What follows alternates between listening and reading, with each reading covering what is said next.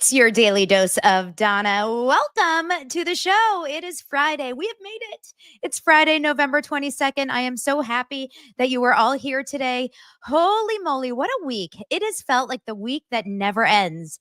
Doesn't it feel like the longest week ever? Oh my goodness. It's like I woke up today and I said, oh, I can't believe it's not already Thanksgiving. I swear, it feels like this is a week that goes in the memory book. So much has happened this week. Number one, we've had a groundbreaking week of TV. Like, give it up to the Bravo gods. I will not include Potomac and New York in this, but seriously, OC, Beverly Hills, and Salt Lake City are firing on all cylinders. Like, we are just like bang, bang, bang. Okay, we got some good stuff. I have a special guest today, courtesy of Hormones. Thank you so much. We'll call her Pimp. Miss Pimpy over here. She's a special guest star. I'll give her top billing. And of course, Todd. Guys, welcome. Today will be a beautiful, lovely, gorgeous daily dose of Donna and Pimple.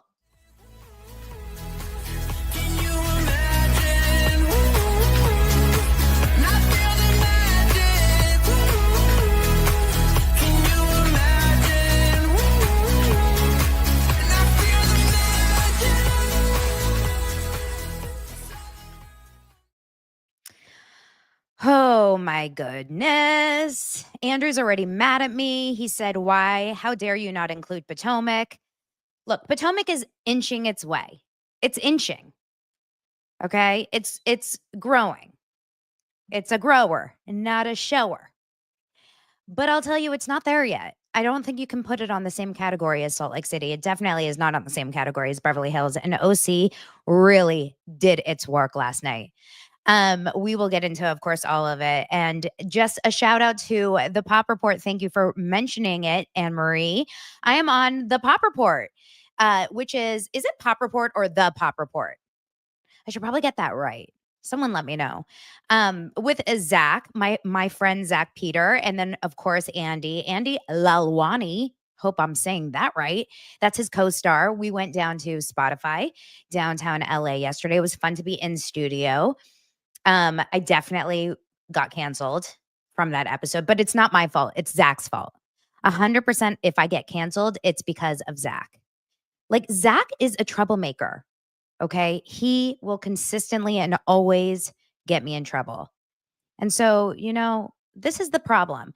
I will always be friends with the people that I feel strongly about, whether or not they are the popular people or they have the popular opinion, which is why I stand up for people that I stand up for the people that I really feel in my heart are on the right side of history in the moment, which is why sometimes I'm going to say things that you guys may not agree with.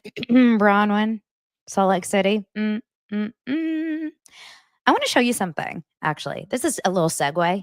You know me, ADHD, ping pong brain.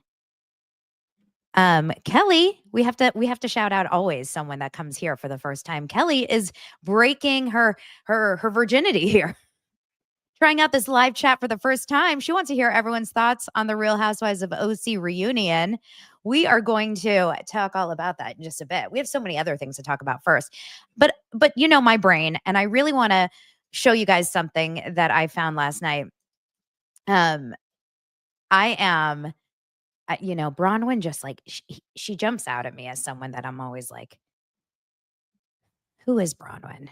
Who is Bronwyn? I'm going to do a thesis report on who is Bronwyn in real life. Like, we don't know. So Brooke Ashley is a creator who I adore. She's been on my show. I've been on her show. If you watch her here on YouTube, she has a very popular show. She's adorable. I believe she lives in New York City. I don't fully remember, but I don't know if you guys have been seeing this on a bunch of different creators accounts. They've been going to I think it's called Van Leeuwen's ice cream, and they've been doing some Salt Lake girls have been doing these scoops, right? Angie's been there, and Mary Cosby and Bronwyn, and what a fun little treat, right? They did this little collab.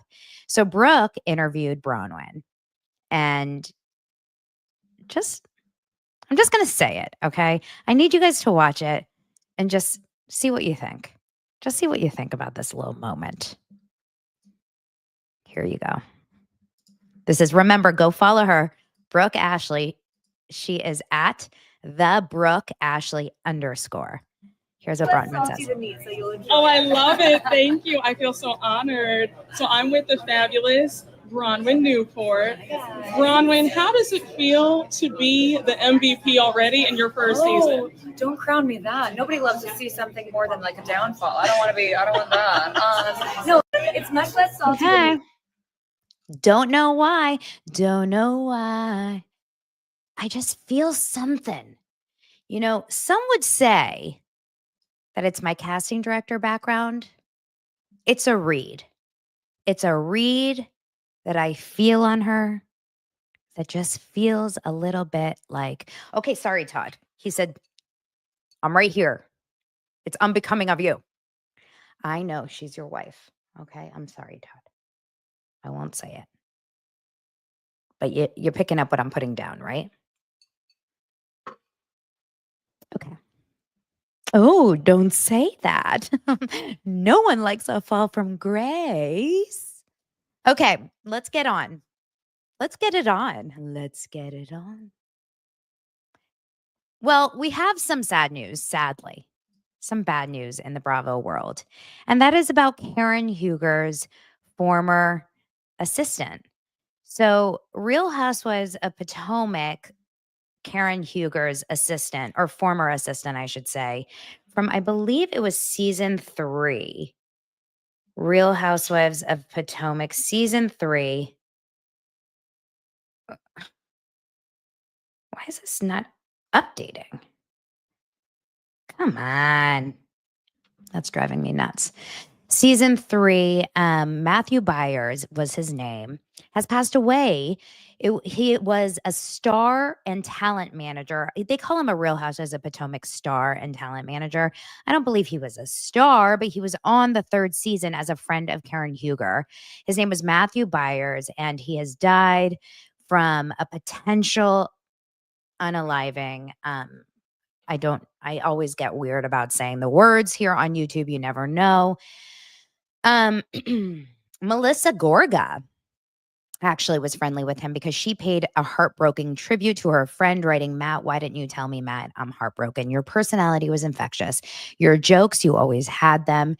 You should have done stand-up. I know it was your dream. My heart hurts, Matt, because earlier this week you didn't tell me. So she was clearly friendly with him. She said, I know life was tough. I know. Thank you for bringing me my very first performance of On Display. And we are loyal. They don't make them like us. I wish I could have saved you. Thank you for the memories. Go fly. Go make them laugh. Also, another Real Housewives of Potomac star, Charisse. As you guys know, Charisse shared a photo of the pair posing on a rooftop. She captioned it, rest in peace. He was by Karen Huger's side during the press conference where she talked about her financial situation in season 3. So she was also very close. She had talked about him on The Daily Dish in 2019, saying that she knew him when he was 17, 18 years old. He called her Mama Karen. He did PR. Yeah, I mean, it's so sad. So I don't really know exactly what went down and what his life was like. He had pictures of him with Andy Cohen. So sad. Really, really a sad story.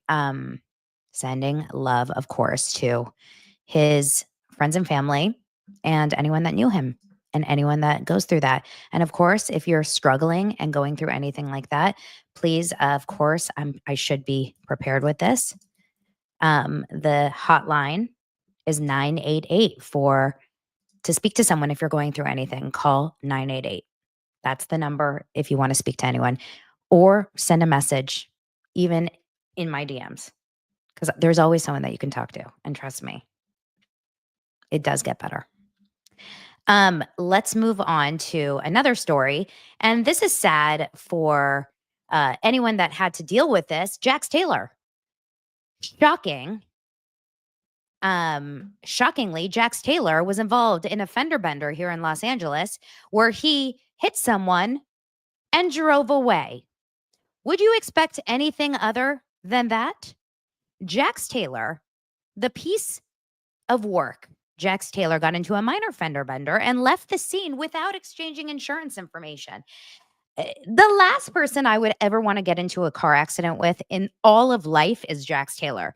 Because knowing Jax Taylor, he'd be like, oh, man, it was your fault. Even if you literally were parked and he rammed into you, like only some people would want Jax to ram into them. You know what I mean? And I bet some of those guys are here. I say guys because no woman wants Jax to ram into them. Jax Taylor got into a minor fender bender. According to TMZ, he bumped his black truck into a white Subaru sedan while stopping at a red light in Valley Village. The outlet obtained a next door post authored by a woman named Michelle West. Like, shout out Michelle West if you live nearby me, if you're watching this, if you follow me, we are neighbors, like send me a DM. I want an exclusive. I want to sit down. I want a Barbara Walters with you. Alleging her boyfriend was the driver of the Subaru. I didn't realize men drove Subarus. Isn't that the official lesbian car of America, a Subaru? I thought that was like the known lesbian car, and was forced to chase Taylor down to a gas station nearby. A video shared by TMZ showed the reality star and the unidentified man examining the damage before Jax Taylor got into his truck and drove away. The Subaru driver reportedly took a photo of the Bravo star's license plate as he fled the scene. Paparazzi stopped to talk to the victim, who claimed Taylor wouldn't give him any of his info. A rep for Taylor confirmed to Page Six he was involved in the minor accident. He realized there was no visible damage, no apparent injuries, and that was it. So Jax Taylor, not only does Jax believe he has nothing to do with the divorce that he caused with Brittany, he also believes he has nothing to do with the success of his bar or the non-success of his bar. He also believes that he has nothing to do with, anything. Like, Jax Taylor is constantly believing that he has nothing to do with anything. I mean, it's out of control. This guy is unreal. He's literally unreal. Okay. Okay. I'm getting info for you guys from my OC. Thank you. On live now, and I'll look. Okay, you guys, I'm getting breaking news just for you guys from my OC recap. From the sources. From the source. Johnny J. No, I'm just joking. What if I was like, Johnny J and I are right now in the DMs, and Alexis Bellino is here. She just pops up. What would you do? What would you do if you found out that Alexis Bellino and I are BFFs? And I was like, guys, I have to admit something to you. This is no longer Daily Dose of Donna. This is Daily Dose of Donna and Fun Lexi. She's leaving Real Housewives of OC because she's joining this show. You're sticking around, right?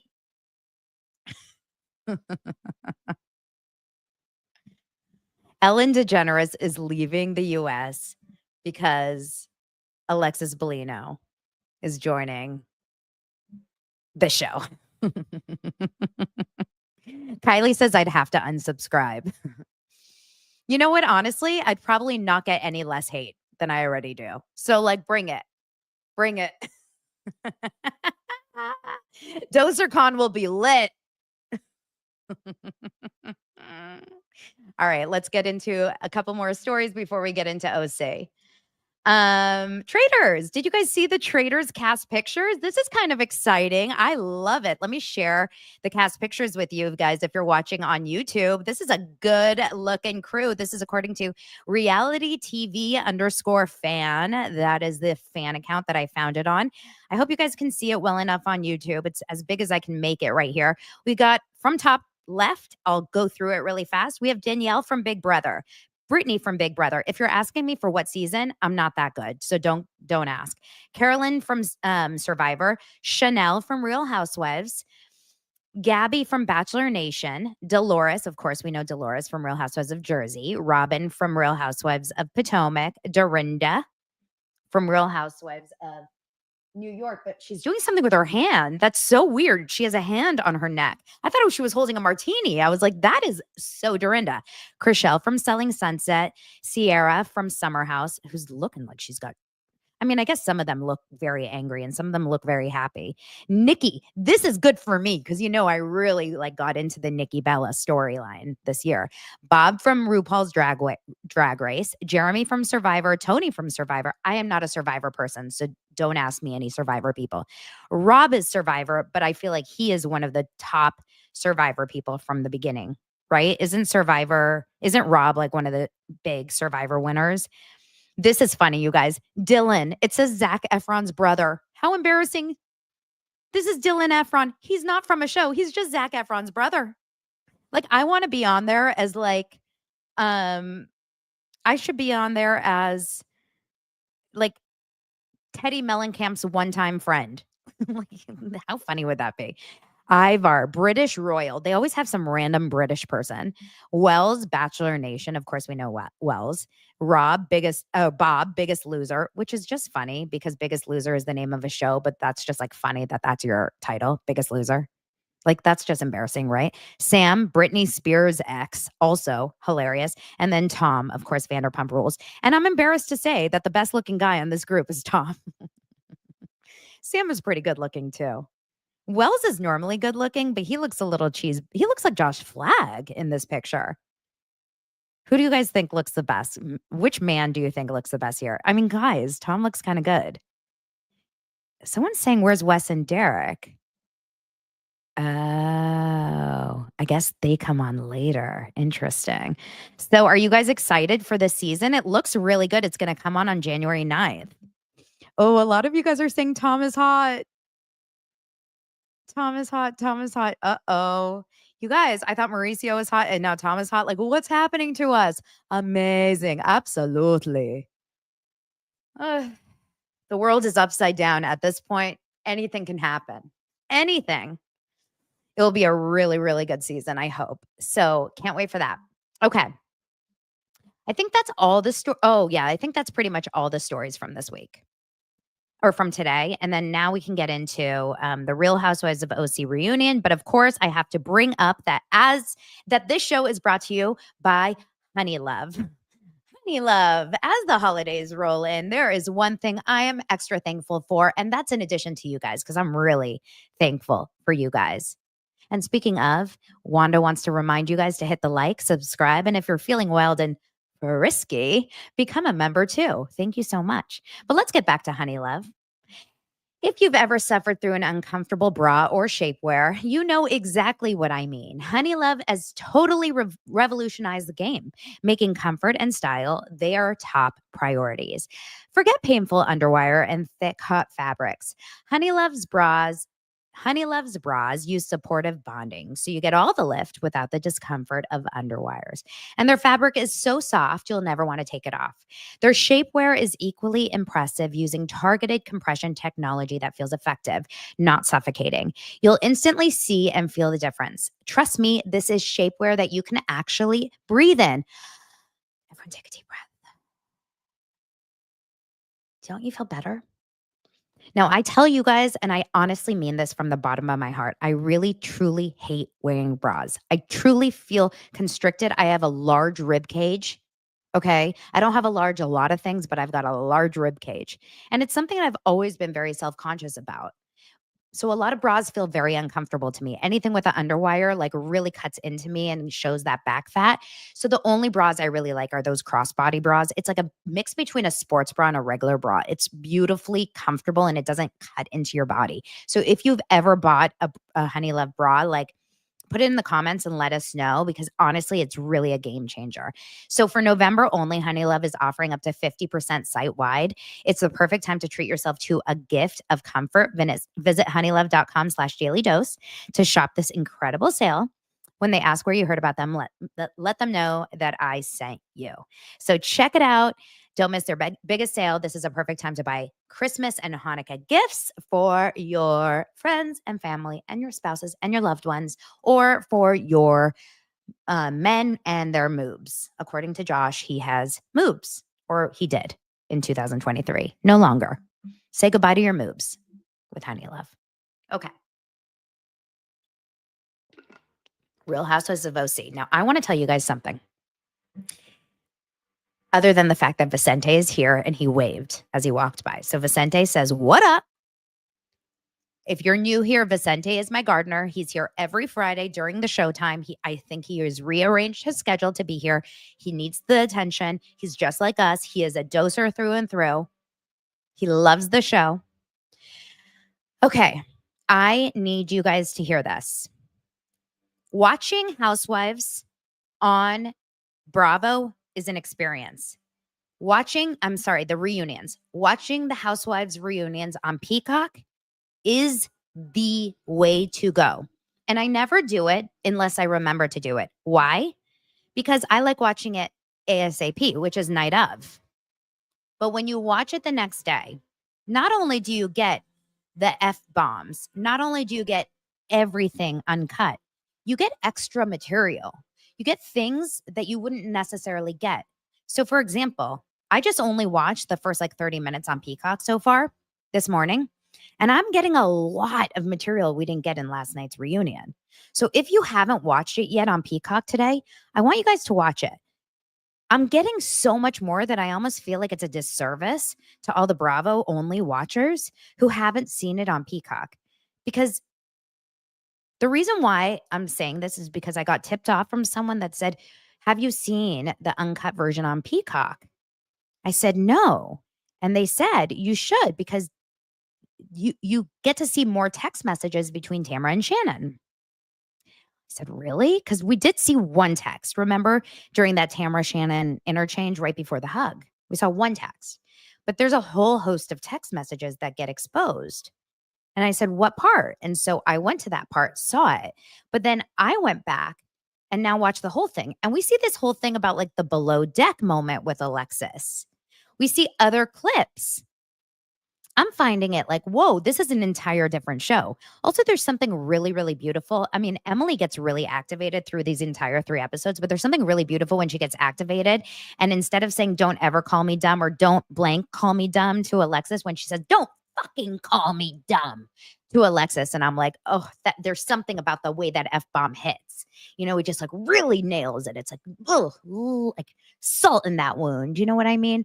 It's funny how when Emily goes hard on someone that you like, it's a little much. But when she goes hard on someone that you're not really a fan of, you're like, yeah, this is good. This really is good.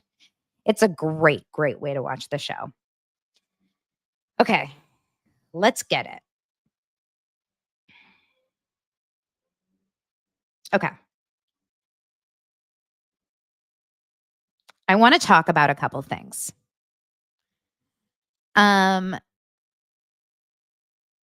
my God, you guys, I'm getting so many comments from you. It's really, really interesting. So I'm going to pull up the show on Peacock and I'm going to kind of rewatch it with you guys, obviously on silent, just to kind of go through moment by moment, what was covered and what wasn't. Obviously, I'm not going to be able to go through the entire thing. At the beginning of the episode, we get this teaser to what happened 36 hours after the reunion. And it's this thing that never really happens. Usually the reunion cuts and that's the end of the season. That's the end of the show.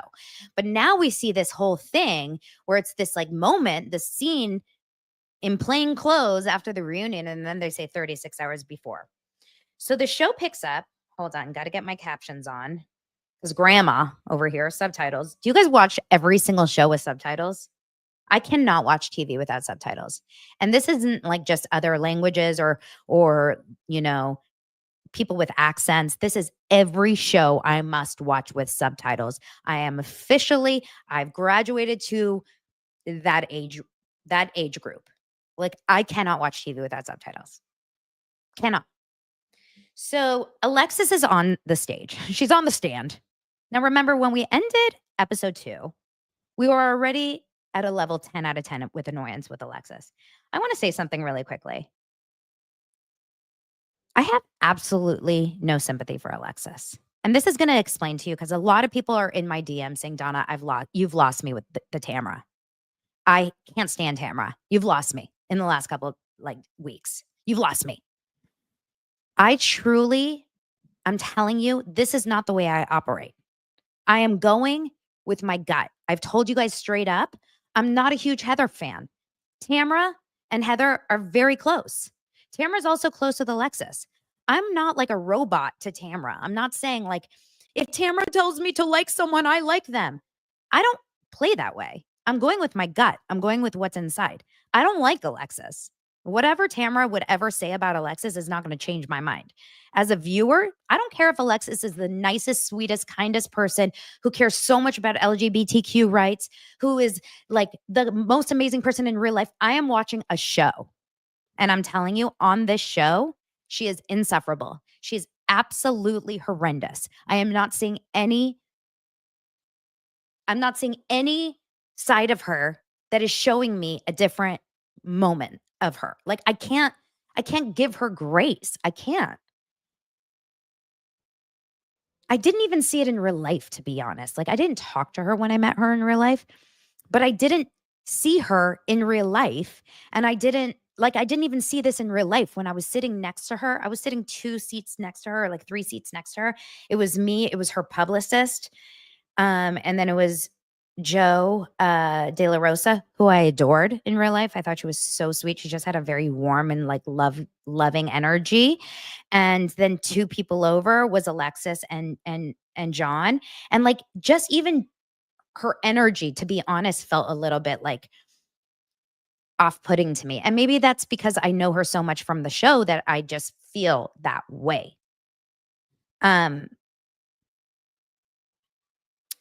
So I'm very upfront with you guys about how I feel about these people. Alexis to me has never been on my good side on these shows. Like when you go back and watch the flashbacks, and I don't remember them doing this on the show. Tell me, did I sleep through this or what? On the Bravo episode last night. Okay, Vicente, we see you. On the Bravo episode last night, did they show the clip of her calling Jim Bellino her king? I don't remember this. I don't remember seeing it. So that's why when they showed it on Peacock today, they go back to the fact they did a throwback with Alexis. There's a question where Andy said to Alexis, he asks basically, someone writes in and says, Alexis, you seem to put men on a pedestal. You did this with your ex-husband, and you did this also with your then next boyfriend or fiance on Below Deck. And this is when they showed 2 old clips. The first clip is with Jim Bellino, and it's back when she was on the show in like season 3, season 4. And Alexis says, my husband has never changed a diaper. He maybe changed one number 1 diaper. He has never changed one number 2 diaper ever. But that's okay. He's my husband. He's my king. Sorry. That was so Vicky Gunvalson of me, but like vom. Okay. And then the next clip is her going on Below Deck as she is. And if you guys haven't seen this episode, this is with Kate Chastain as the head stewardess or whatever she's called. And she's with her boyfriend or fiance. I can't remember if they were engaged or whatever. And she is going there and she's literally sucking face with this guy. She was horrendous on the show. She's so unlikable on the show. And that is not even a housewife character. This is in real life. I mean, real life, it's still a reality show. But this was an opportunity for her to show a completely different side of her, sucking face with this guy. And Kate Chastain was even saying like, "Ugh, this is so weird. I don't know if she's trying to prove something because she just got out of this marriage, but this was so weird." So Alexis, this is Alexis's vibe. She's not who she is unless she's attaching herself like an octopus or something, like sucking on to a man. And she became Johnny J's mouthpiece, right? She became Johnny J's she's Johnny J's microphone. So that was asked. Now before, and that's like something extra we got on Peacock. We didn't get that on Bravo. And I think those are the kinds of reasons that we have to watch these uncut seasons, because why don't we like Alexis? For this reason. She's not herself. She's wondering why she's being looked at as this like horrible person this season because of that. Even Jen, who I'm having some issues with, and I'll explain in just a moment. Even Jen, who has a very problematic relationship, and I think we should all be able to recognize that, right? Like, they may be nice, and Jen and Ryan are nice, but like her fiance was seriously involved with like some pretty shady stuff. Is still her own person. I don't see Jen as being an extension of Ryan on this show. I don't. So this is her behavior. Alexis's behavior this season was very, very odd. Now, the show starts, of course, talking about, I've been on TV for 15 years. You're a TV star, whatever, and going back and forth. And Andy's faces, could tell an entire book. And it's a very interesting back and forth, of course. They're all kind of laughing about the IMDb and, go check her IMDb. Alexis goes, well, then stop talking about me. And Shannon's like, I don't want to talk about you. And this is the part where we don't understand. Alexis keeps coming in and saying, like, get over me. But Shannon's like, how do I get over you when you're in my face? Like, you don't leave me alone. I can't get over you when you're constantly here. Alexis says, stop talking about John. I can't. He's suing me. Like, it's really putting Shannon, and this is the part where I give grace to Shannon. Shannon cannot move on from the situation. She's literally forced to have to face this situation. There's nothing worse. Remember when you were in high school and your boyfriend breaks up with you or your girlfriend breaks up with you, and then you're forced to have to go to school every day and have to see the boy or the girl that breaks up with you, breaks your heart with their new boyfriend or girlfriend, and like parading in your face at lunch and holding hands. It happened to me. I remember it. It was tragic. It was horrible. It was like devastating every single day at lunch, holding hands in front of you. Like, it was devastating. And this is what she's going through. But then on top of that, not only are they holding hands and having to like, showing off their making out and kissing in front of you, but then also he's like suing you. I think it's just so bad. It's actually maybe the worst pain ever. So the whole thing is very, very shitty.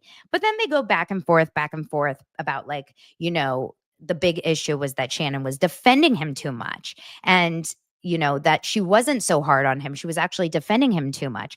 And the truth is, John Jansen is the epitome of the problem. And if Alexis doesn't see this, now I'm curious from you guys in the comments. Do you believe in your heart that Johnny J and Alexis are in love?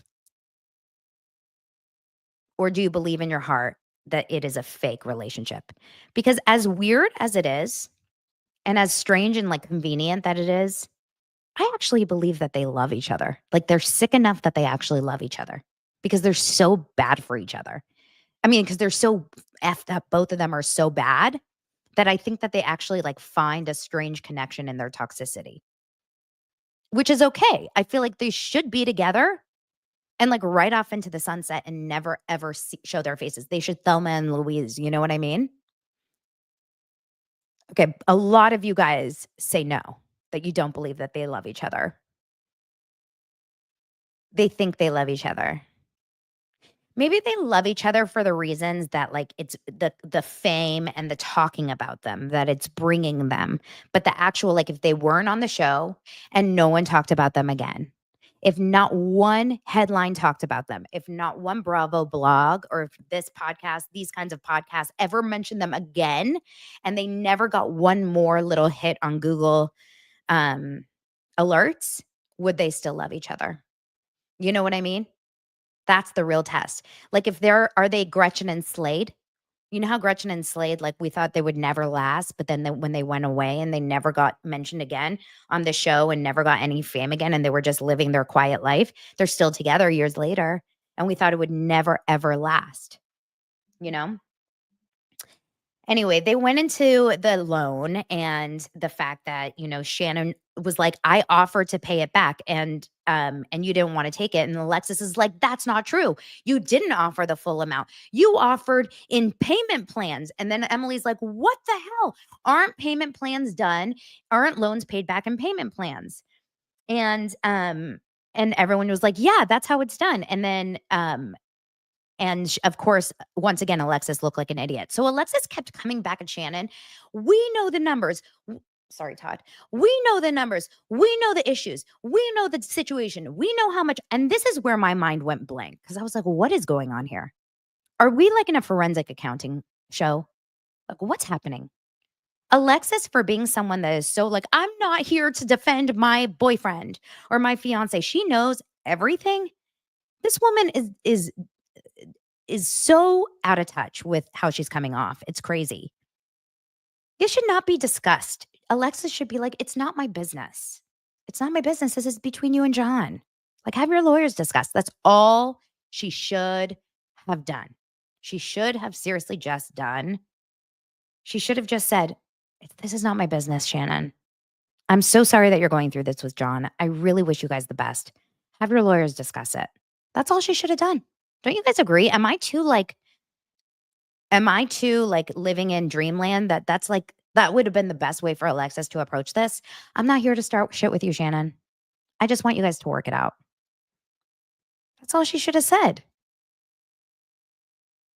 I have to protect my man against the lies. Now, another question someone asked, which I don't remember this being on the Bravo episode, was someone said, I'm so confused. Someone wrote in, I'm so confused. You keep saying that Shannon is damaging John, keeps damaging John and trying to take him down. What am I missing? What is she doing to take him down so badly? And I'm saying this entire time, also, what is Shannon doing? It's not like she's putting out hit pieces against him or whatever. She's not actually doing anything. And Alexis keeps saying, well, she keeps saying that it wasn't alone. That's what is taking John down, that it wasn't alone. What's taking John down is that he didn't loan her money, that he just paid for her things. Like, John is taking John down. Shannon, if anything, kept John up, right? Was I not the only person? Was I not the only person that said all last season that the worst person for Shannon ever was John? John Jansen was the only reason Shannon was in this like horrible, toxic world. John is the source of the problem. Shannon was not bringing John down. John was bringing Shannon down. Like, this is nuts. Shannon did not bring John down. I believe Shannon has her own shit, but I believe John was the source of the toxicity to Shannon.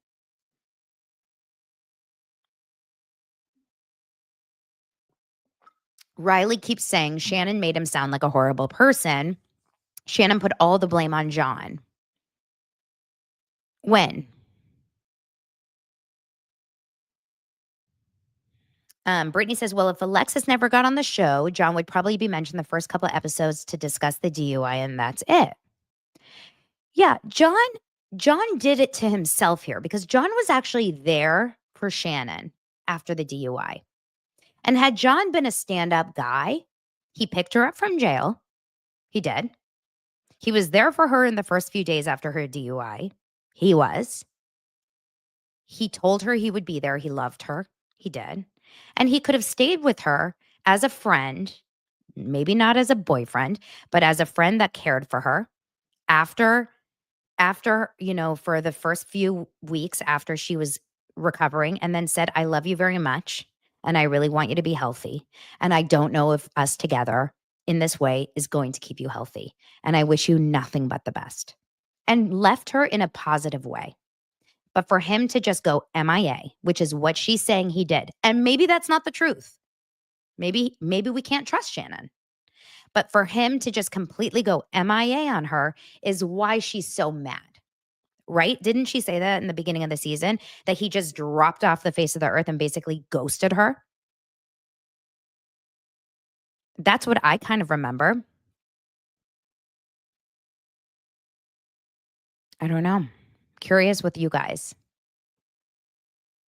I just remember John completely throwing, like, John kind of, I feel like John treated Shannon pretty badly through the years. I don't think Shannon was innocent. Trust me. Shannon is a mess. Sorry.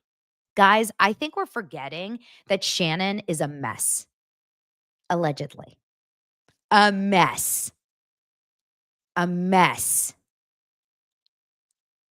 I think that Alexis did Shannon a huge favor this season. Shannon is a mess. We had fights that paralyzed me.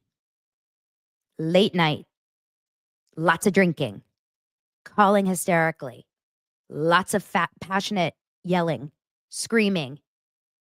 I doubt it was the first time drunk driving. And later we find out there was a little bit of physicality. Mess. Okay? So I'm not putting it all on John. But I don't think they were good together. I think it was an explosive relationship. It's giving, a Nikki and Artem situation. Okay, let's move on. Alexis does herself zero favors in her moment here. There was a situation. There was another clip that came up that I don't remember in the Bravo clip when they bring up an old, like a flashback of a lot of the girls at dinner. Shannon's not around and the girls are all talking to Alexis at that dinner. I think it was the dinner maybe that Gina had at like that nice restaurant where Shannon left early, where Shannon and Vicky came and they left really fast. And they basically said to Alexis at that time, like, do you ever think of Shannon when you're posting these pictures on Instagram? Do you ever think of how you're hurting Shannon when you're posting all these happy-go-lucky pictures with her ex-boyfriend and you're posting like these things? Like, do you ever think? And she goes, no, I don't. And Heather says, well, you can't try to move forward with Shannon and you can't honestly think that your goal here is to move forward with her when you're posting all these happy, great, amazing, good things with her ex-boyfriend. And she goes, I don't think about Shannon. I don't think about my ex-fiance. Like, Alexis is lacking something. Alexis needs to go to empathy training. Truly, she needs to call Erica Girardi's or Erica Jane's doctor. Quick. It's all bad, right? Then, of course, they have the conversation about the sex, the sex comment. That also, I don't think was in the Bravo episode about when Alexis brought up the sex comments and how many times she's having sex with John and just how insensitive it was around Shannon and all of that. Then, of course, they bring up John's interviews right in front of Shannon and how he says, I've been single for a year. And then there's a whole approach about, no, he wasn't. He was effing me literally up until my DUI. Like, we were totally together. And I remember this when he did Family Feud with Shannon. I remember because she was on Jeff Lewis like that day or the next day. And she was talking about how John was with her. And remember, Jeff was pushing her and saying, like, was Shannon there? Was Jeff there? Was Jeff there? Was Jeff there? Whatever.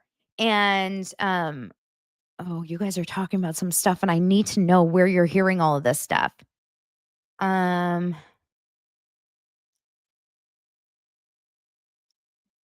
Okay. I need to know what's going on. You guys are hearing a lot of stuff. Or talking about a lot of stuff in the comments. If you guys are watching this on replay, you can always check out the live chat to see what like people are saying during these conversations. There's a lot of stuff coming out there about like things you guys are hearing. Okay. Anyway, they go back and forth because Alexis is convinced that they were friends with benefits. And the other women are like, you can't be friends with benefits with a guy that you were in a relationship with 5 years. Like, that's not friends with benefits. That's just like a lingering relationship. You can't, it's a little bit of semantics. I don't believe that he was necessarily in a relationship. Do you love how Alexis is like, but did he ask you to be his boyfriend? I'm sorry, are we in 6th grade? Like, what the hell was that? Like, what was that? It was so crazy. I was like, wait, what?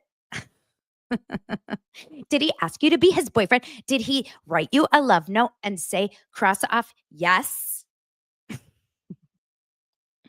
Did he say, will you be my Valentine?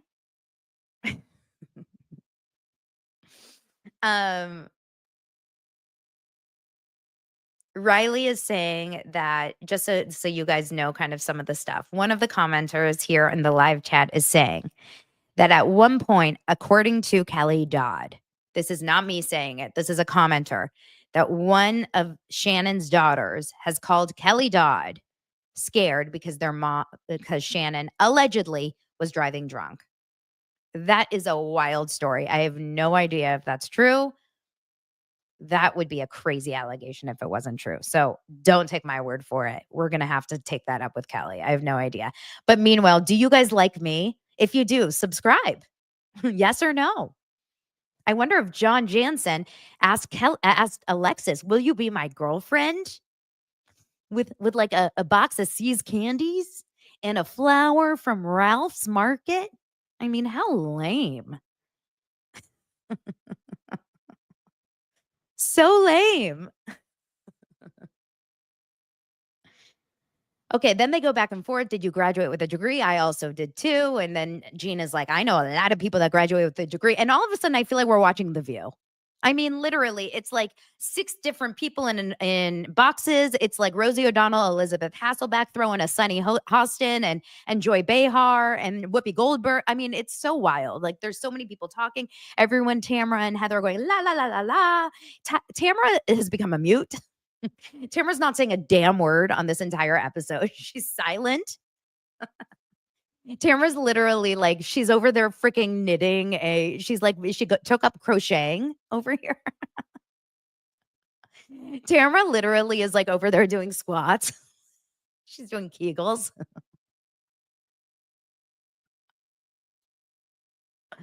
Ah.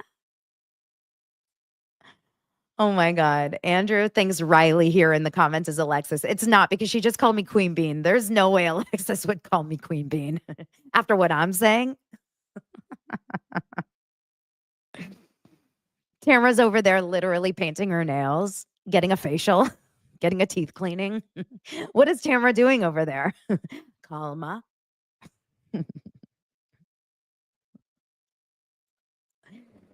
Tamara's getting plastic surgery in the corner. Tamara's getting a blue light special or whatever they're called, a blue laser. She's getting her skin pulled off again. She's getting a neck lift. Oh God, I'm having too much fun. She's reading the Bible. She's getting baptized again.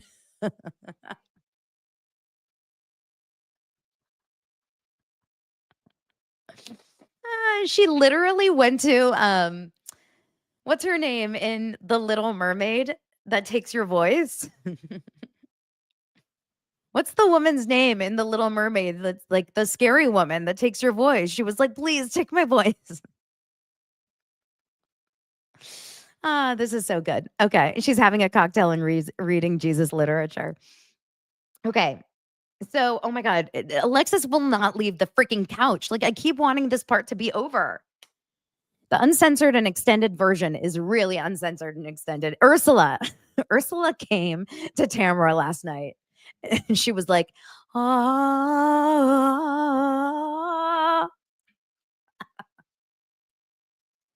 Meanwhile, Katie and Jen have also been taken by Ursula. They say not one word this entire episode. But I will tell you one thing. Emily throughout this entire episode has really, really like, she starts to really kind of push on Tamra to her left, to her right, and Heather to her left, because she's getting very frustrated with Alexis here. And she's like, how are you her friend? Like, how are you her friend? And I get it. Like, it's maddening to me too. Now, this is where it's a little confusing. Heather has a relationship with Alexis that's separate from Shannon, obviously. So does Tamra. Tamra has known Alexis from way before. Heather has also known Alexis from before. Heather and Alexis really share that, child with the, being in the LGBTQ community. They connect over that. Tamra connects with Alexis for other reasons. And I really wish for Tamra's sake that she didn't have a friendship with her, because it's a part of her story that seems very shady. It does. It seems shady. I'm not going to lie. It does seem shady. Does it look like she became friends with her to screw Shannon over? Yes. But it's not timeline consistent with that, because she made up with Alexis Bellino before Alexis started dating Johnny J. She made up with Alexis Bellino, if I'm correct, during BravoCon, which was before Alexis and Johnny J started dating. So it doesn't consistently work that way. However, so Leslie says, so hypocritical of Emily to not call out Tamra and Heather, didn't just do it to Jen. She did call them out. She called them out. She just didn't yell it out. But the entire time that Alexis was talking, she kept going to Tamra and Heather. And she said it, like, you saw her do it multiple times. How are you friends with her? How are you guys friends with her? But the difference is they have the history with her. Jen and Katie just met her through this horrible season. And honestly, I lost a lot of respect for Katie and Jen through this interchange of seeing their friendship with Alexis, having just met Alexis this season and choosing to still be her friend after this season.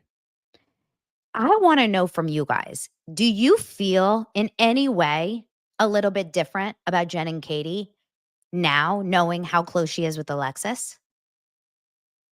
If you don't, ask yourself why. Why is it okay for them to be friends with this B? Why are we okay just as long as we like the people, but we're not okay with the girls that we don't like? It's an interesting question. You know what I'm saying? Okay.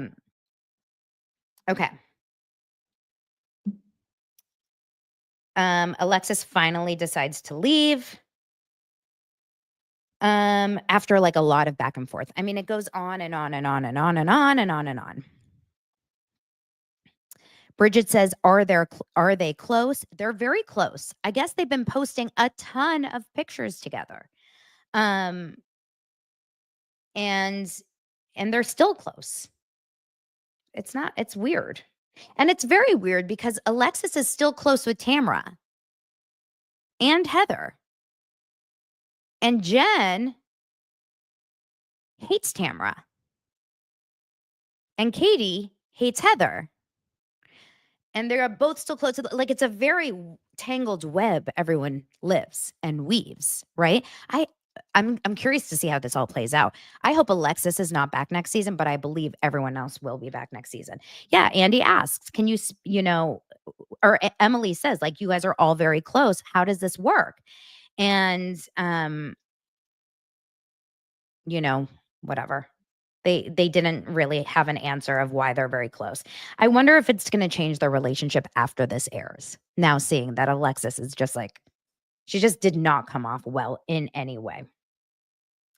Okay, I need to get past Alexis. Like, please go away. Now, Alexis did come back on her Instagram. I guess I'll jump to that really fast so we can move on from Alexis forever, hopefully. Alexis did come back on her Instagram last night or this morning. I can't remember when. And she said, I'll just show it to you guys, and then we'll get into the next part, which is the very interesting. Number one, I have to show you guys her stories. You can't make this shit up. This is Alexis Bellino stories. By the way, 525 people here live. Welcome. And if you haven't subscribed, subscribe. Okay, Alexis Bellino stories. Just wait. This was yesterday. Okay, hold on. I have to pause this. Number one, if you're not watching, you have to understand this. She posts a reel that's called Women Manifest Success. She hashtags Jesus is on the throne, which for me immediately I think of a toilet, but that's okay. I'm not going after like religion in any way. I understand Jesus is on the throne, meaning like a king, right? She goes 1,000,000%, and I will continue to stand up again. And this is the sound. This is who Alexis Bellino truly thinks she is. I'm just putting it out there. And you're sitting on your couch and you are watching this right now, all I have to say is that this is hard work. I've worked hard for a long time, and it's not about, it's not about. Can you believe it? This is who Alexis Bellino thinks she is, Lady Gaga. If you're sitting on your couch, he says hard work. Keep going. Whoops. Oh, God, no. I didn't want that. Hold on. If you are at home and you're sitting on your couch and you are watching this right now, all I have to say is that this is hard work. I've worked hard for a long time, and it's not about, it's not. By the way, there's only one other person who just released a Patreon episode today with someone's ex baby daddy. If you know what I'm talking about, there's only one other person that would release that kind of story on their stories, if you know what I mean. We'll talk about that this week on Patreon. Next. Yes, John Jansen, I'll take the espresso. It's a picture of espresso. I haven't watched the rest of her stories. Let's just have fun here. Wow. Table side ribeye taco. Hashtag best thing. This is very Vicky Gumbelson. Hashtag hashtag Mexico City. Oh, I wonder if Pavitt's there with his tacos or salsa. They're in Mexico City. Actually, it looks so good. I'm so hungry. And that's already on there. You already put it on there, right? Yeah. How hot is that? No, it's a little. Knowing Alexis, she would be like, gracias. Like, there's something about her that's just so tacky. This is the next one. The sad part about motherhood is that you're raising the one thing you can't live without, to be able to live without you. The cheesiness is off the chain. Hello, and I love you. I can't. Out in Mexico City, and we're at the famous Rosetto's what? Poor girl is now on Alexis. Oh, okay. But do you see this line? I'm not waiting this line. We're gonna have to find another cafe soon. I know it's popular, and it's the famous one. I'm not waiting. Guys, VIP. I'm not waiting. We're gonna have to find. Okay. Look, we wore our sneakers. We got on our sneakers. Oh, Ferragamos. Ferragamos. Wait, I bought those. Those are Ferragamos. Your 9th or 12th pair, whatever they are. Oh my gosh, it's so pretty here, though. Guys, I was joking when I said when I went like Ferragamos. She's so on the nose. Like she is so on the nose. Grassy ass. Okay, but I really did want to show you what she wrote on her Instagram, which I think is actually important to tell you, because she's fighting back.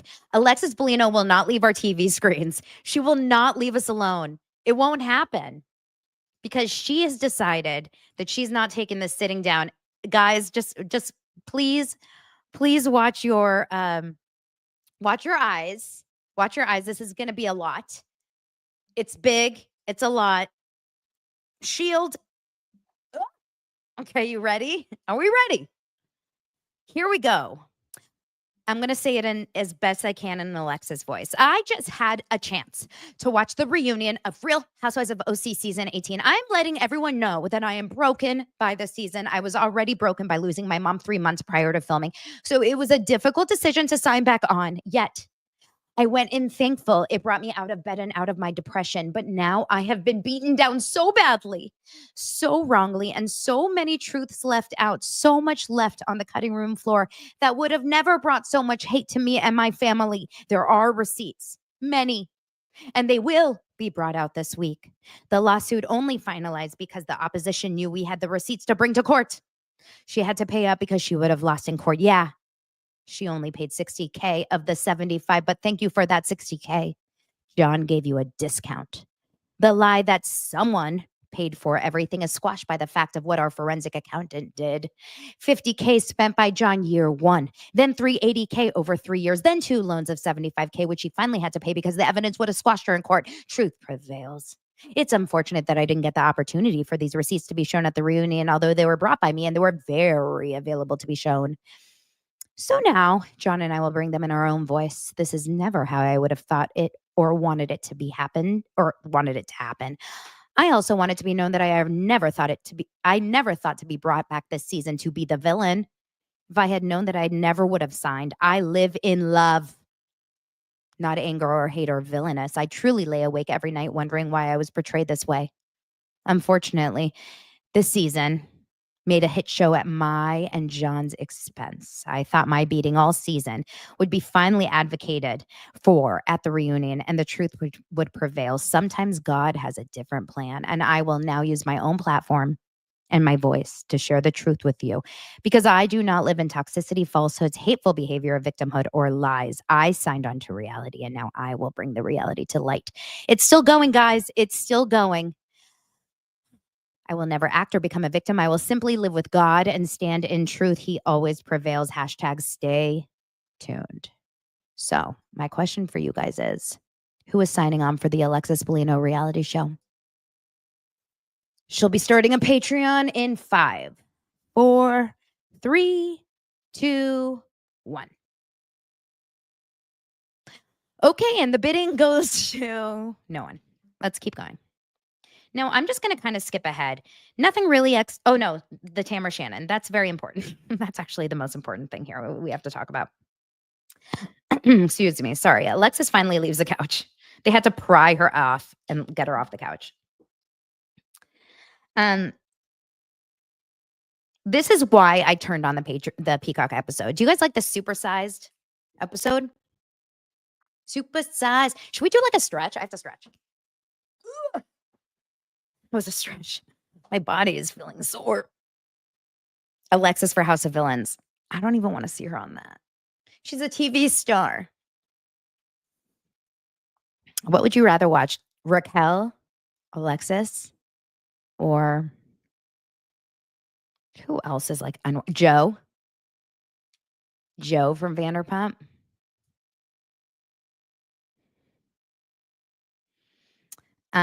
Okay. So we get into the conversation. We get into the conversation of Tamra and Shannon. Look, I'm going to say one thing. I really, truly was disgusted at the way Tamra was acting this season. Truly disgusted. I found her to be very, very harsh and very, very mean to Shannon at the majority of the season. And I was very turned off by her. I thought to myself, like, why are you doing this to her? She's clearly having going through such a tough time right now. And I really did feel this way. You guys watch the show. I mean, clearly, if you watch the show, I've gone through this, I have receipts. I am Alexis Bellino. I have receipts, so many. You can see my approach to the show. But in the last few weeks, I started to open up my eyes to the fact that there is a world out there where, and I'm not going to lie,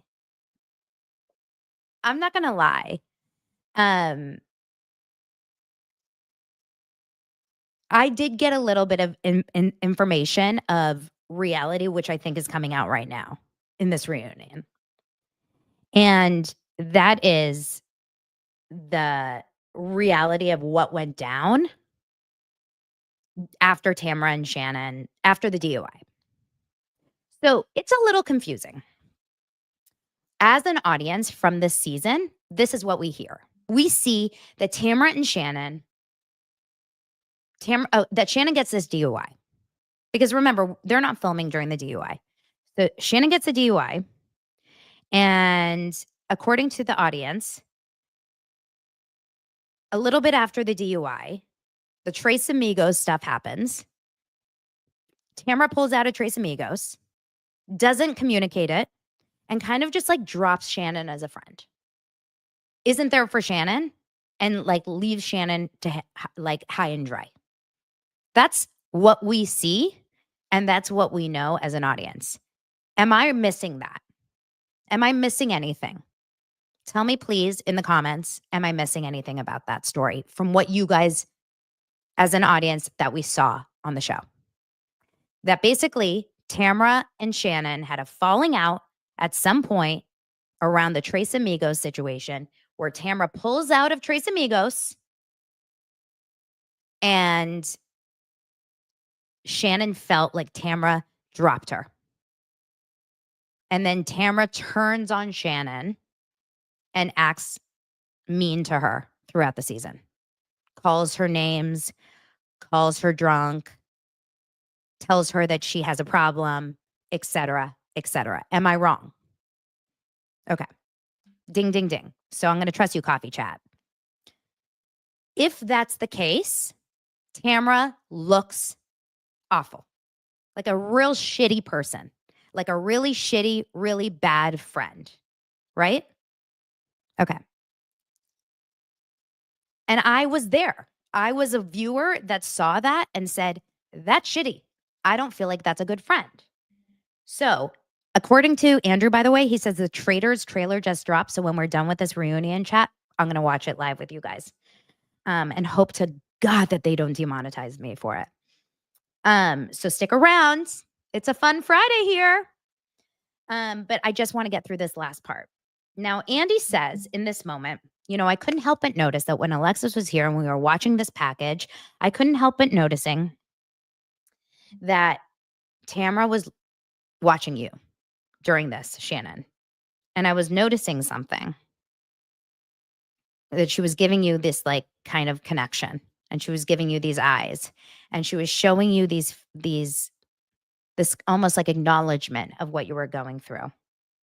You had characterized it at the top saying you guys were never close. And Shannon at that moment was saying, you know, I do notice that. And I noticed that you've kind of had my back throughout this experience. You stood up for me saying you never defamed Jim. You gave me those eyes. I know your eyes. You were supportive of me during those videos. Like, that was really hard for me. I started to get sweaty. I was holding Gina's hand and you were there for me. I know your looks, like you were there for me, and I really appreciate it. I want to give you a hug right now. Andy was very, very supportive of this union. Why do you think Shannon gave Tamra a hug in this moment? Why?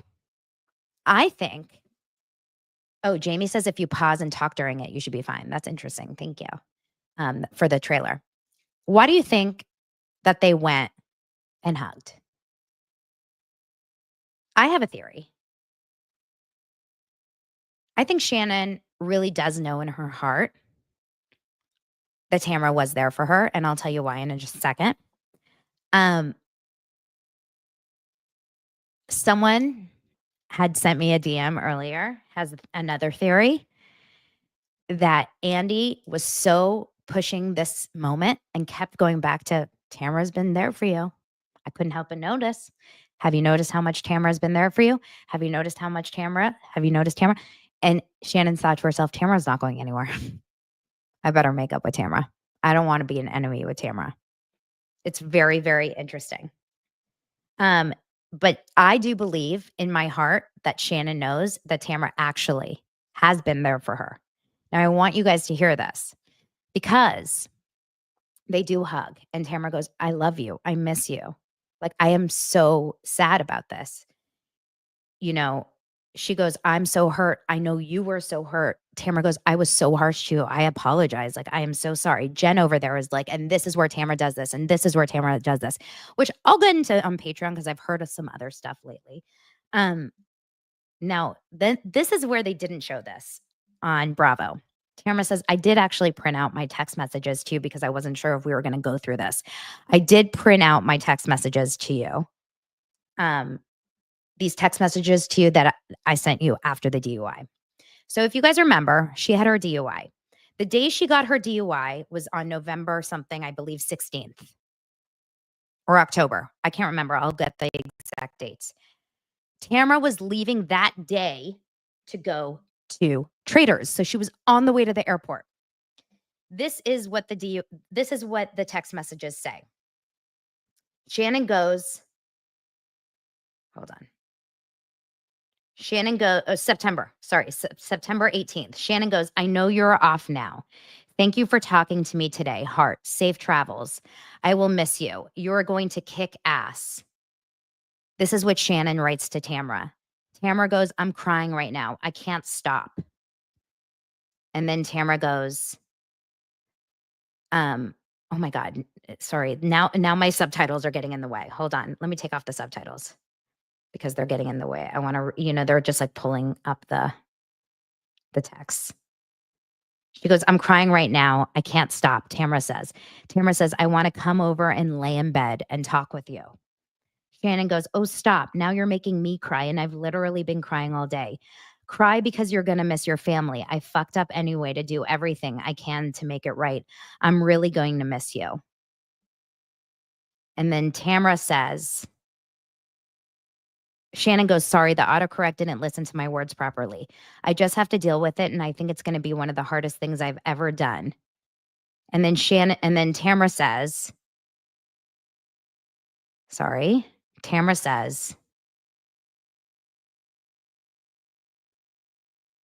you'll get through it and it will be better. And then Tamra says, just know if I wasn't leaving, I'd be at your house right now. I wish I could pick you up and just take you with me, get you out of this shitstorm. And then Shannon goes, I'm still going to need you when you get home. Tamra says, be strong, my friend. I know it's going to be tough. And it goes on and on and on and on and on. Tamra was a really good friend to Shannon after this DUI. Like, you can read it, okay? This is not like a bullshit friend. She was on her way to the airport being like, I am crying, like devastated, okay? What happened was I wrote down some notes. Hold on. She goes to, I hope you guys are sticking with me here with all my crazy, I feel like I'm like Rain Man here with all my notes. Here's the timeline. Here it is. The DUI happened on the 16th. It was announced to the public on the 18th. Tamra was leaving for the Traitors on the 18th, okay? Tamra came home on October 9th from the Traitors and went straight to the hospital. I don't know if you guys remember her stomach. She had like stomach issues. Remember, she got really sick. She went straight to the hospital.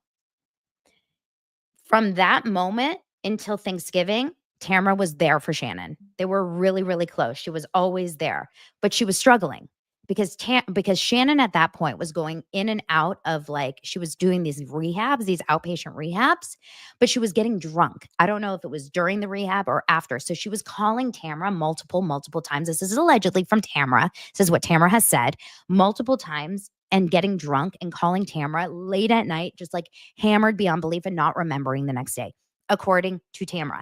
And as a friend and as someone that has been there through ups and downs and like going through this, you just had a DUI and you just almost like killed yourself or injured yourself and whatever, and you're still going and getting completely hammered and drunk and maybe crying over John Jansen or whatever. It's got to be hard, okay? It's got to be frustrating as a friend. And then they were still doing Tres Amigas. And according to, what I've put together, she was sneaking alcohol. This is what Tamra has said, that she was sneaking alcohol in Phoenix at this Tres Amigas show, which is a week prior to Thanksgiving. Okay. She was sneaking alcohol, remember, in the Coke? And then at BravoCon, which is at the beginning of November, they were doing press together. That's when I met Tamra and Teddy, remember, at the Four Seasons? They were doing press together. So you see all this press November 2023 at BravoCon, right? 2023? Yeah, it was a year ago.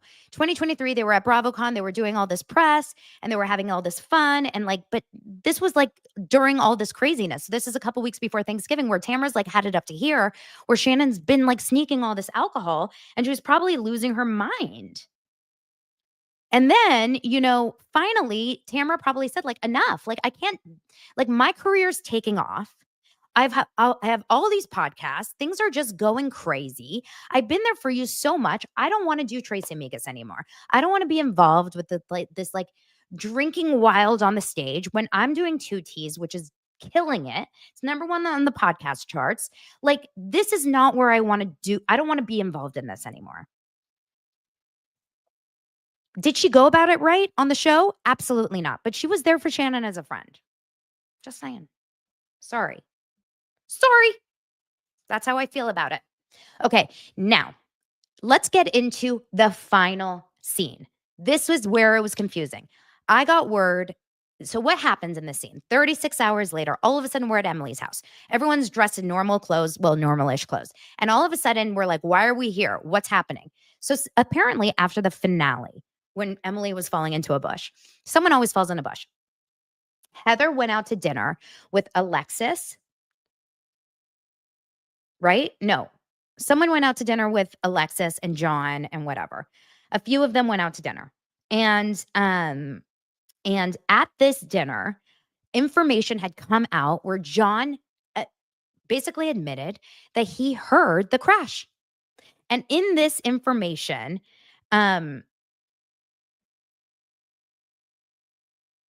sorry.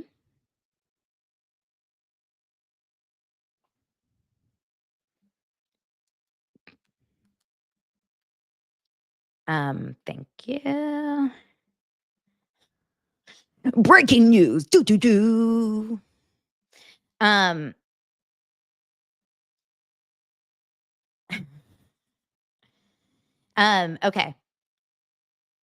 In this time,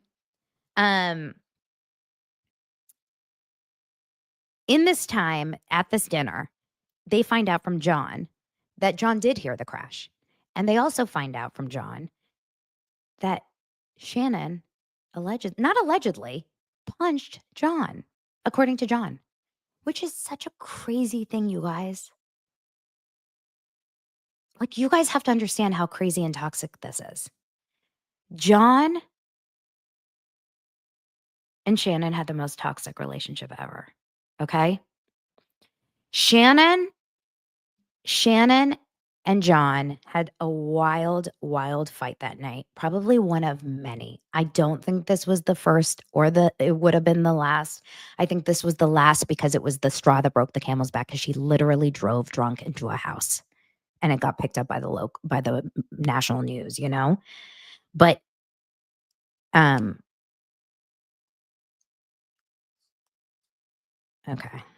Interesting.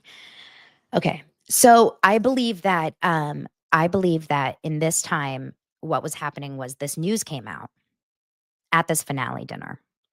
Now, why did this not come up at the reunion? This is why it was confusing for a lot of people. Why did Heather and Tamra not bring this up at the reunion? And I think why it didn't happen. So I heard from a lot of people on today's Jeff Lewis Live. They talked about it briefly. And I guess Ryan Bailey called in and said something along the lines that it was a bad move on Heather and Tamra's part. And I guess a lot of the blogs and the content creators are saying Heather and Tamra did this on purpose. They're bad friends. They withheld this information from Shannon. They didn't want Shannon to say it, or they didn't want to tell Shannon clearly. They were trying to withhold this information. They aren't good friends. Why didn't they bring this up at the reunion, et cetera, et cetera? I mean, partially, I believe they probably withheld it from Alexis knowing it. Like, they didn't want to say it with Alexis because Alexis was there. It would have been really an uncomfortable situation to say it in front of Alexis. But I believe to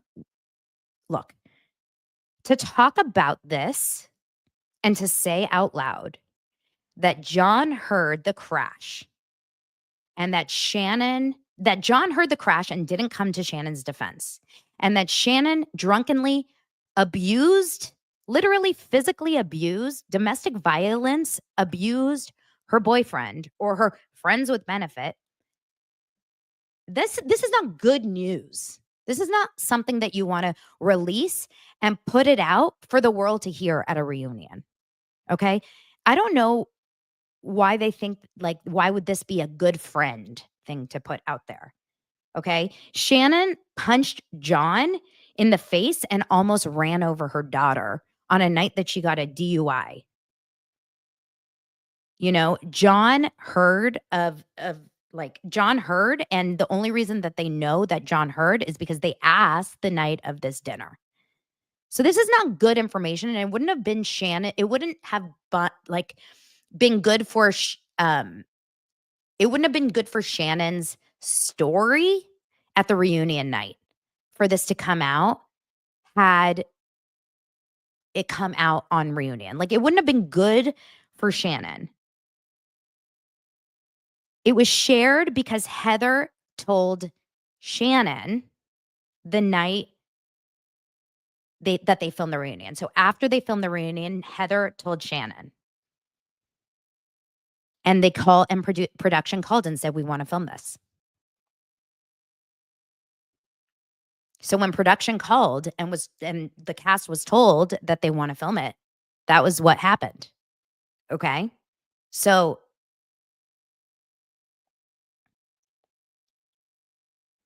when production, like, the information came out after the reunion and it was told directly to Shannon, and production called and said, we want this to be on tape for closure.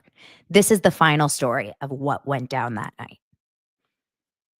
And that's my source.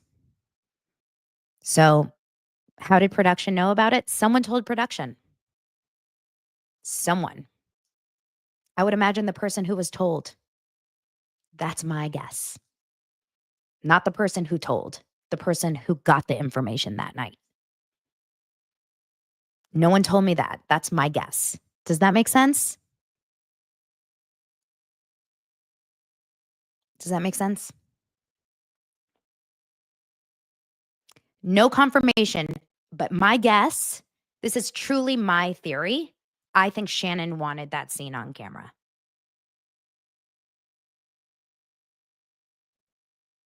Okay? So I don't think that was a Heather and Tamra chosen, like, redemption scene. Because then they would have put it out there. They would have wanted it to be on the reunion. They told Shannon off camera. Does that make sense? Okay. Why would Shannon want that on camera? Jen says. I think, you know how Gina had, this is a really interesting point. My question is, or my thought is this. You remember that moment with Gina? By the way, can we give like all the credit and love to Gina this season? Gina is so lovely for being able to forgive Shannon for all of her, like, how much she was taken down by Shannon after getting her DUI, and how quickly it was to be able to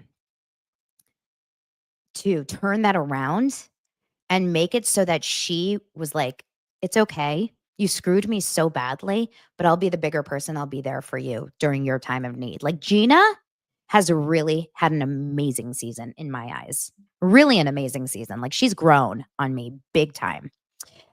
Gina said to Shannon in a really interesting moment, she said, like, Shannon basically is like, I'm so embarrassed. Like, if the video is, if I've done any of these things. And Gina said, like, you own it. Like, you just own it. I think for Shannon, this will be a relief. It's out there. Let the truth be known now. Now he doesn't have anything to hold on me. If I punched him and this is the video he has, it's out there. I have control over my story. He can't now dangle this carrot. I've got a video of you punching me. I have told the story now. You have nothing on me anymore. This is a good thing for Shannon to have control over the narrative. I believe this is a truly, truly good story for Shannon. This is a good ending for Shannon. Yes. Does it suck for Shannon? Yes. But does it suck more than the fact that she drove drunk and hit a fucking building? No. Like, that was the lowest thing that happened, not the fact that she punched her asshole boyfriend. I mean, it's all bad. But Gina said, like, this is it. You own it. Can't get worse than that.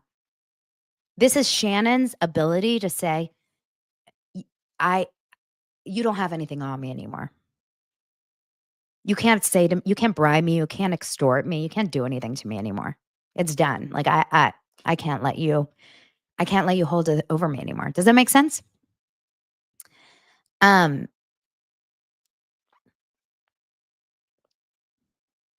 Okay.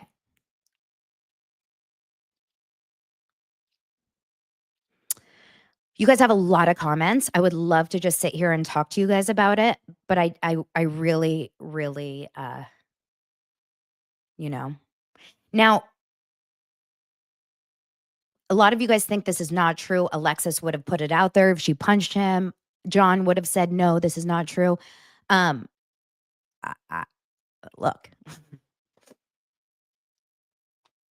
at this point, who knows what? You're going to trust Alexis and John? Okay.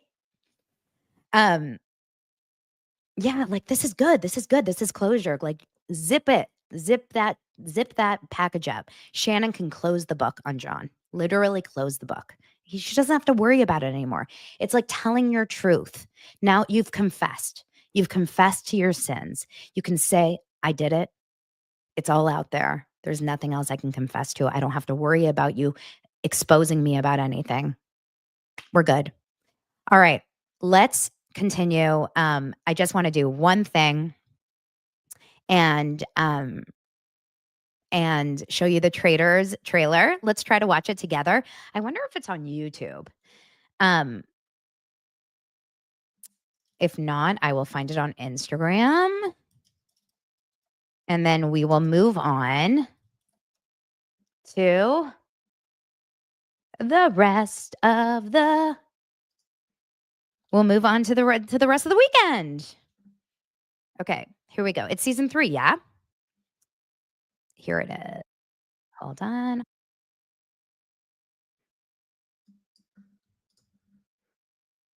And then, of course, Patreon this weekend will be good because we're going to talk about it, okay? We're going to talk about the Patreon heard around the co-parenting world this morning.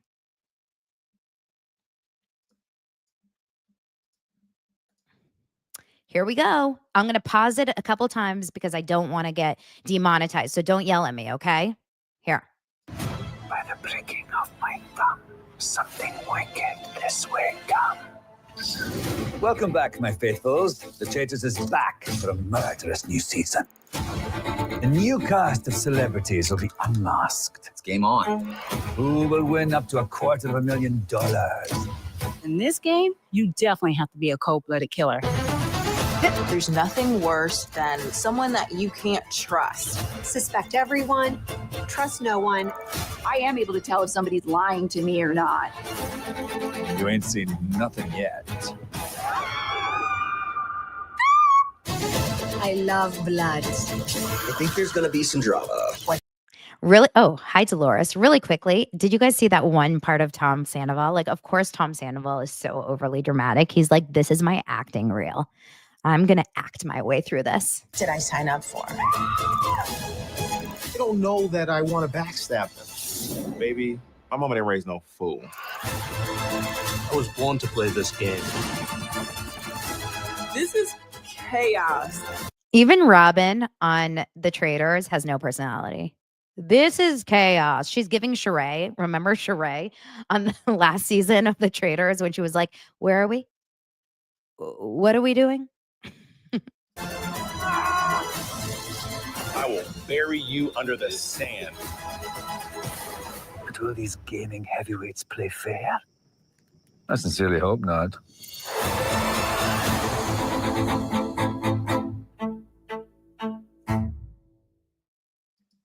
Okay. I mean, to be honest, it didn't give us that much except introduce us to the cast, but it's going to be amazing. January is going to be good because we have that. We had Soho, New Southern Hospitality. We're going to have a great time, you guys. I love you. Thank you for a phenomenal week of Daily Dose of Donna. Go listen to the Pop Report this weekend. Tell them I sent you. And Lee wants to borrow my top for a party tonight. I'm in Alabama. You said, okay, I'll send it over. Look at the back. You guys want to see the back? Do you see it? Isn't that cute? And you want to know something better about it? It's Target. Target for the win. All right, you guys, make sure to sign up for the newsletter, Daily Dose pod.com/newsletter. Link is below. You'll get your newsletter on Sunday morning every week. You'll get some links. Maybe I'll find this link on Target and I'll send you. I'll see you guys soon. I love you. Talk to you later. Subscribe to Patreon so we can talk Heather McDonald, Jeff Lewis. I'll talk to you guys later. Bye.